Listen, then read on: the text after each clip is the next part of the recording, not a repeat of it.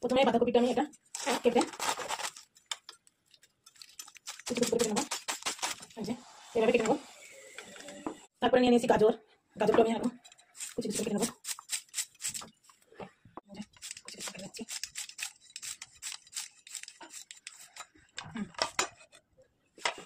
পরে বাঁধাকপিটা দিয়ে নেবো, এরপরে পাত্রে আমি বাঁধাকপিটা দিয়ে দেবো, গাজরটা দিয়ে নেবো, এরপরে গাজরটা দিয়ে দেবো, এরপরে পেঁয়াজ দিয়ে দেবো, এরপরে ধনে পাতা দিয়ে দেবো,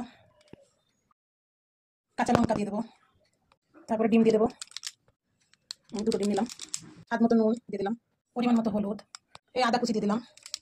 আমি ভালো করে এটা ফাটিয়ে নেবো, এই যে ভালো করে মাখিয়ে নিয়েছি। এবার একটা কড়াইতে দিয়ে দেবো তেল, এবার ওটা দিয়ে দেবো।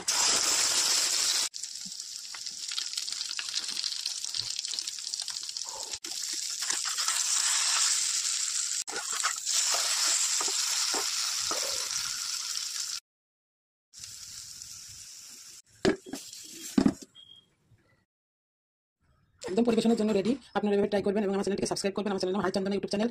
সবাইকে ধন্যবাদ, ভালো থাকবেন। আর কমেন্টের জন্য পাই যে দিদি শর্টকাট পদ্ধতিতে ভাত খেতে গেলে কিংবা ব্রেড হোক, পরোটা হোক, যাই হোক আপনি খাবেন, এইভাবে করলে তাড়াতাড়ি করে টিফিন করতে পারবেন তাড়াতাড়ি করে। আমি তখন ভাত দিয়ে খাবো, যে আমি এখন ভাত দিয়ে খাবো, আমি ভাত নিয়ে নিচ্ছি। ভাত দিয়ে পরিবেশন করবো।